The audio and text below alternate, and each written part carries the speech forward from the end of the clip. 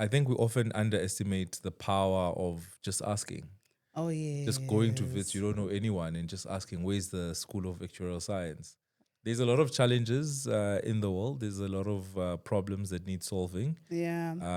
And, ultimately, that's what we're here to do. What problems do you want to solve in the world? I remember one particular one I wrote, I thought I passed. I threw away the notes. I was that confident. Results came, I didn't pass it. Welcome to SAADP ChatBytes. Today, we are hosting Ricardo Smith. Ricardo is the Chief Investment Officer at Absa Investments. He is responsible for driving investment performance, growth in assets under management and administration, setting the house view, market outlook, invest strategy, equity research, and stock selection, portfolio construction, management and trading, as well as client engagement for the retail investment business. Smith has worked in the financial service industry across investments, banking, and insurance for over 10 years. Under his leadership, Absa was rated #1 for research and asset allocation advice in South Africa in the 2019 Euromoney Private Banking and Wealth Management Survey. He is a qualified investment actuary, a fellow of the Actuarial Society of South Africa. He has authored a wide range of in-house and external investment articles and presented on various platforms on topics ranging from market and economy updates, market analysis, macroeconomics analysis, investment strategy, and thought leadership. He joined Absa as an actuarial and business analytics manager at Absa Insurance, responsible for top line and bottom line performance of the business. Before joining Absa, he was an actuarial pricing analyst at Old Mutual Insure, where he developed, maintained, and controlled pricing structures to achieve key financial underwriting metrics.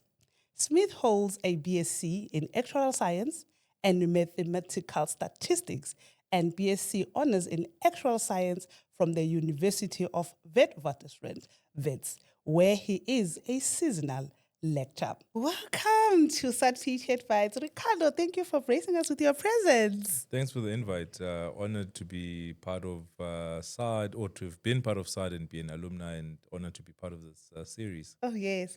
I'm curious, do you call it SAADP or SAADP or SAAD? I think I've called it different things over the years, but I've kind of stuck to SAAD. It's Oh, easier. okay, SAAD. Okay. Yeah. I know there's With the silent P. OGs who are, I like it. So we starting this so new, and we really, really want to shine the light to the profession. Some professions, more like others, they are known. But when you say actuary, even how the term actuary, I used to shy away from it. I had to rehearse when they called me to say like actuary, actuarial science, so you have to think. For sure. But we want to get to a point whereby when we say this is an actuary or they've done actuarial science, it's like quick, is easy. And we're like, who are these people behind this profession?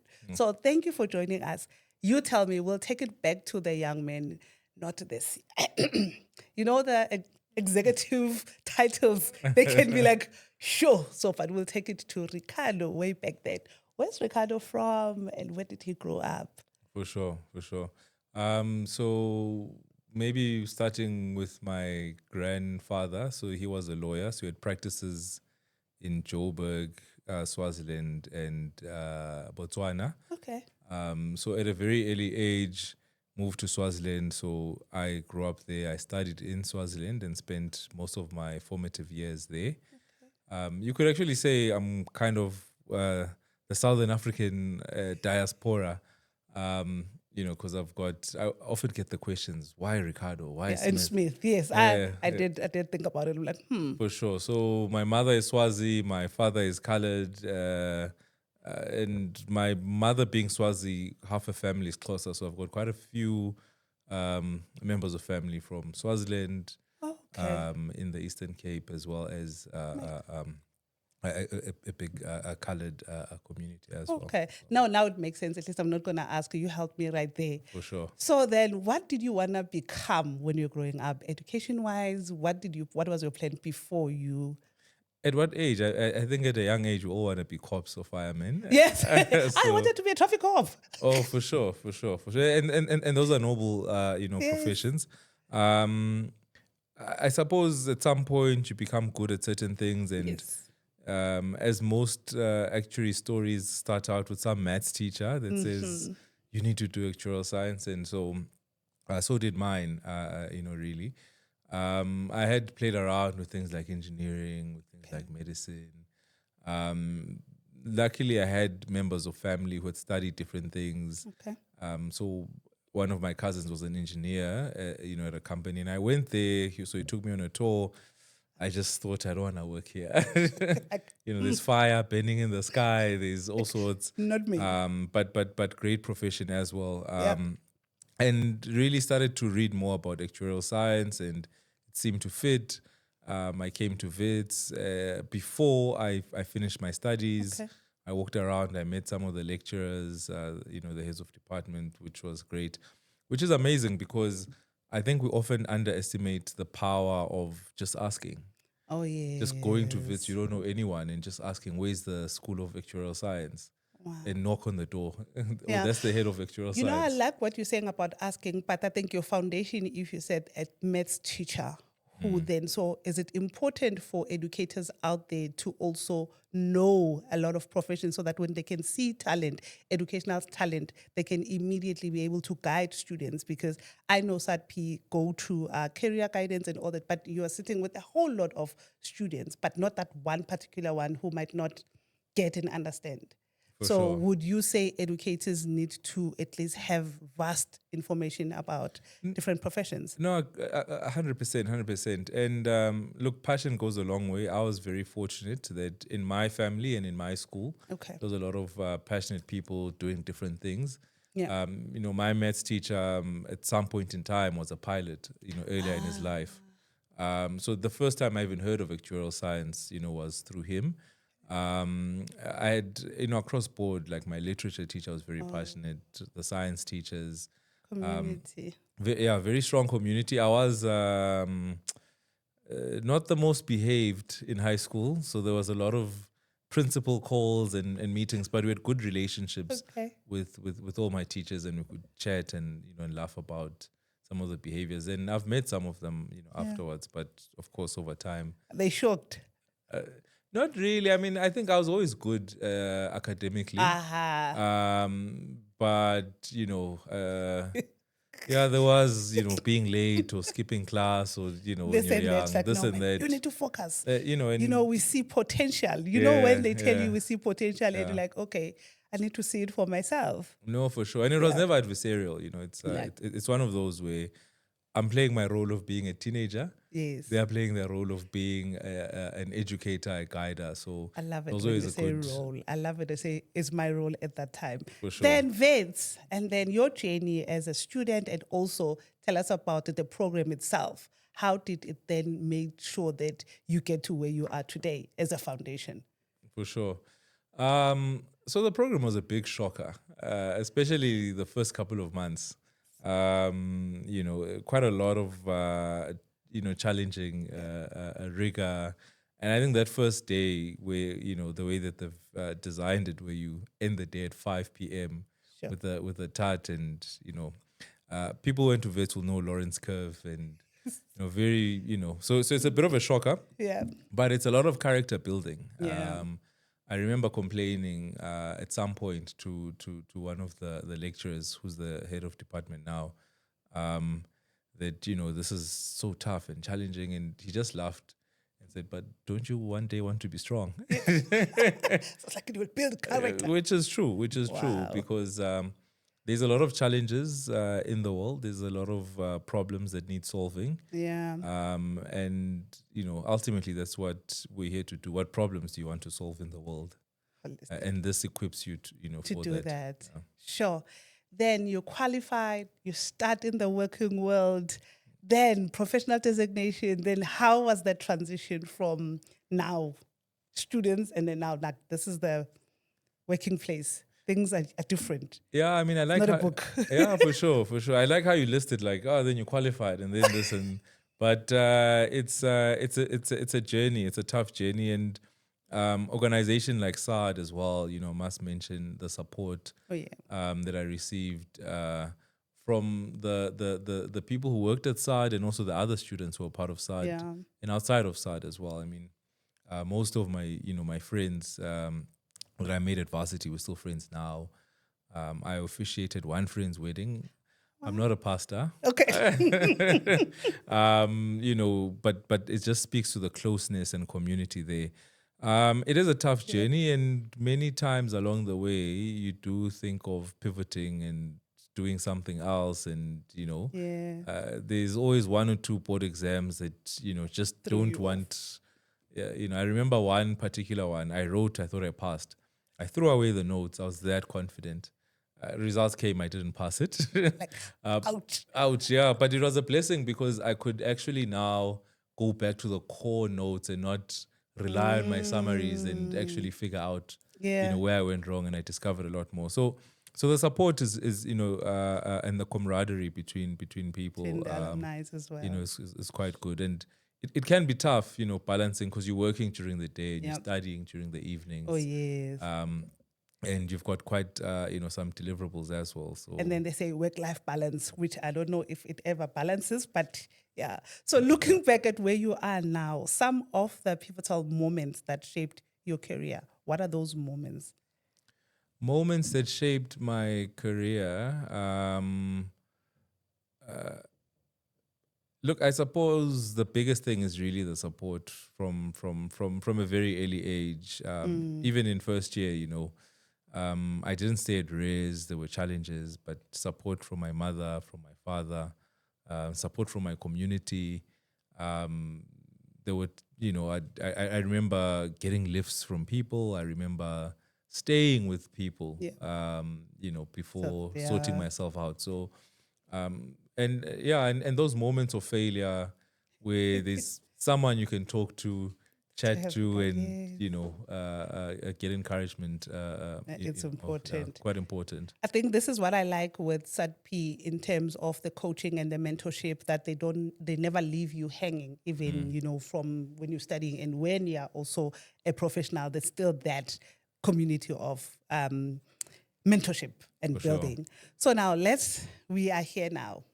Banking, I know like when I say banking, I'm like, no. People think when you work at the bank, you are a banker or you're doing Yes. banking, and that's not it. For sure. So you are an actuary, but more in investment, but working for a bank. Yes. So I think you'll be better suited to For sure. share, so that at least there's that distinction, because most people will think, oh, actuaries, they think insurance because that's what they see or hear more, but you are in the investment side. So take us through the life or a day in the life of an actuary and also in your space. Okay, awesome. The day in the life, I suppose, I started off in short-term insurance. Oh, yes.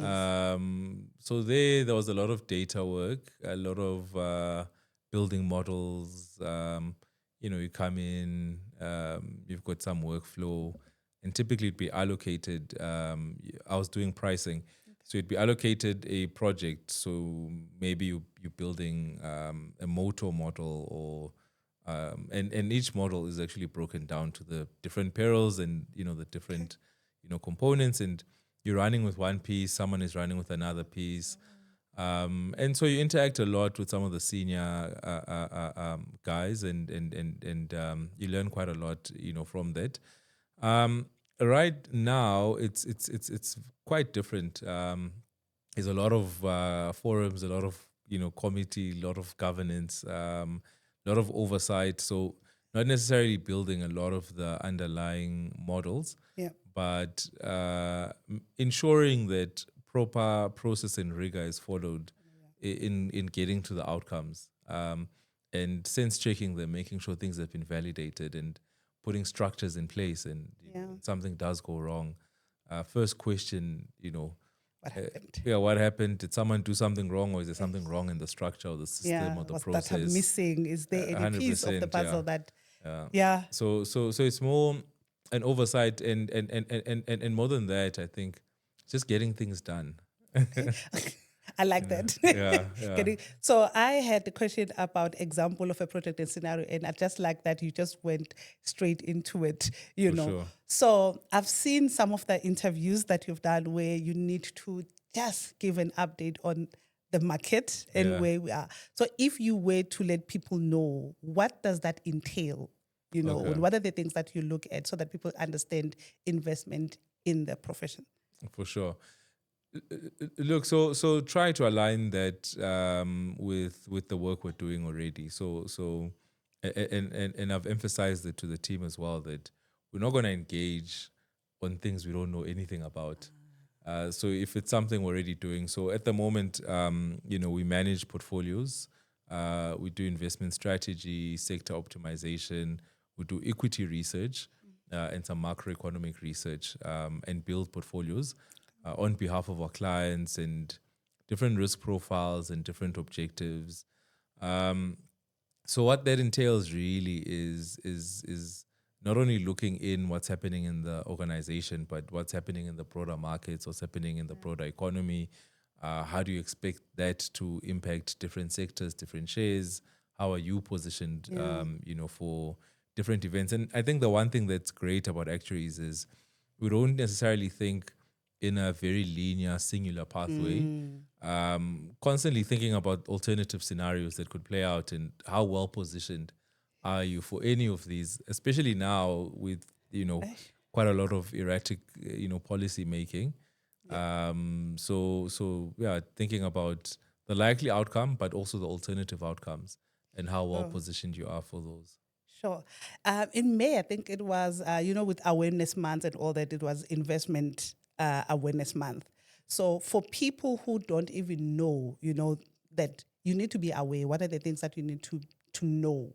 So for general public, not people who are in the profession or people who understand portfolios, like, do you have an insurance? Do you have an investment? What are you doing? So for that month, what do you think in your profession you can do better to make sure that people, when that month come out, not even only May, but in general, they are aware of investments and why is it important? Yeah. Look, I think the first misnomer is that investments is for wealthy people. Yeah. It's really not. Anyone can invest. It's just the method of investment, the entry point, and the channel that's used.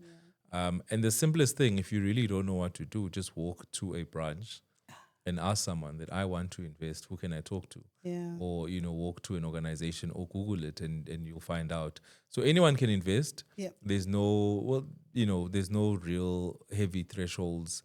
You've got from passives to ETFs to direct share portfolios, and they're all tailored for different individuals at different LSM spectrums. It's never too late to invest. Of course, the best Love time that. to invest is yesterday. Yeah. But I like it. I was about to say now. Actually, you're right. Yesterday. But in the absence of 100%. yesterday, to now becomes that best time Next because of the power of compound and interest.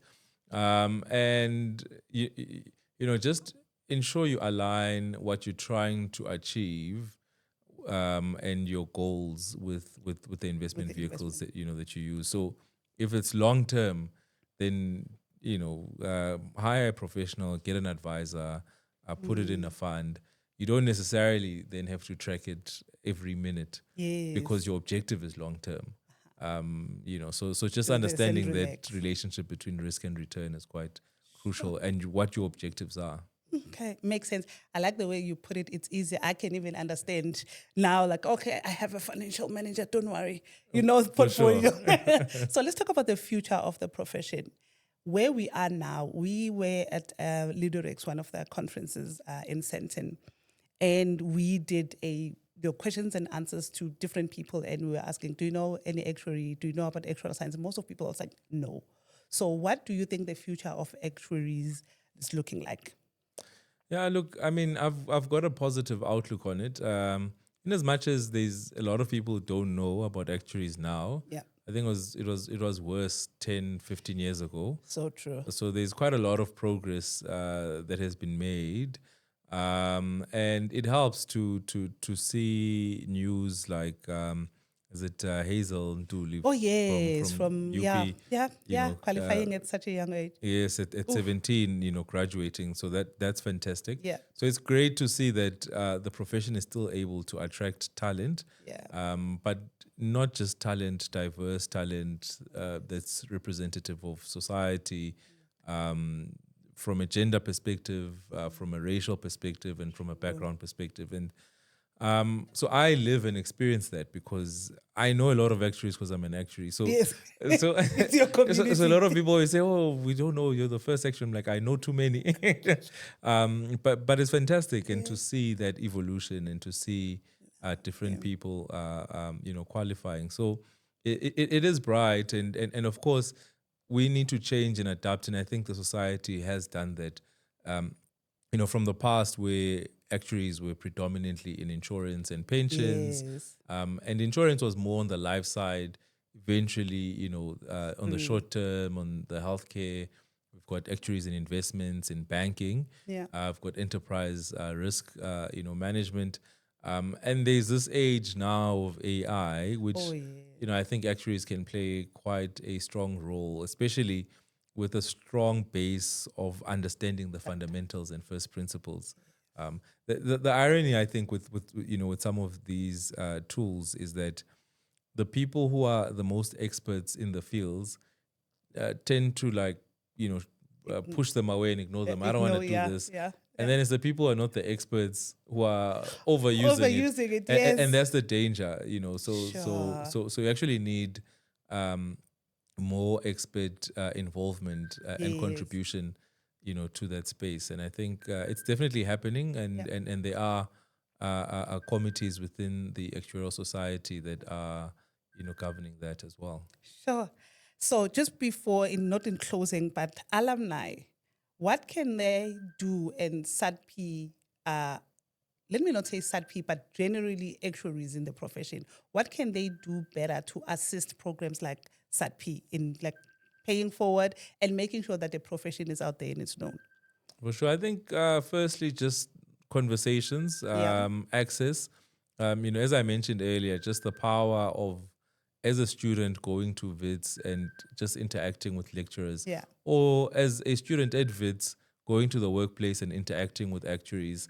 And I think SAADP has a strong role in connecting that. Yeah. And additionally, I mean, we can't ignore the financial burden that a lot of students often have. Yeah. And it comes at a point in time where, you're not earning anything.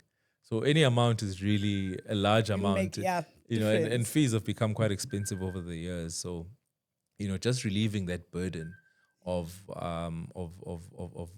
the financial stress, where you're going to stay, how you're going to pay your fees, and allowing students to actually focus, on studies, I think is quite fantastic. And networking and connecting, the power of networking and connecting and opening thoughts and ideas, to the future, and who those students are going to become and actually surpass. Yeah. Yeah. No, we will look up to you because at least you are closer to the community to say what else can we do in those spaces, because we definitely need your support because it can do better. You are For sure. already in the spaces, in the companies that we want to reach out to say, hey, can you fund? Can you donate? And then you can only do that better because you're like, hey, I'm the product. But on the fun side, light side, For sure. something that people don't know about you, that is a fun fact. Well, in closing, just one fun fact about you.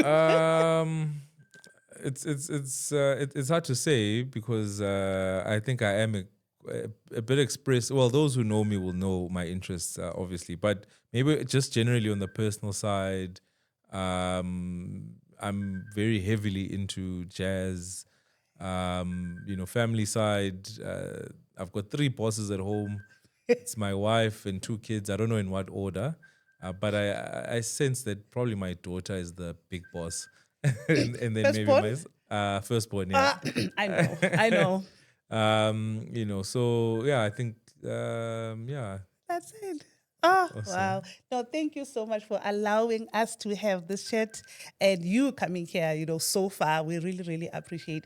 And hopefully from now on, you will be part of us and let's just go out there and spread the word. Awesome. Thanks for having me. On their pleasure.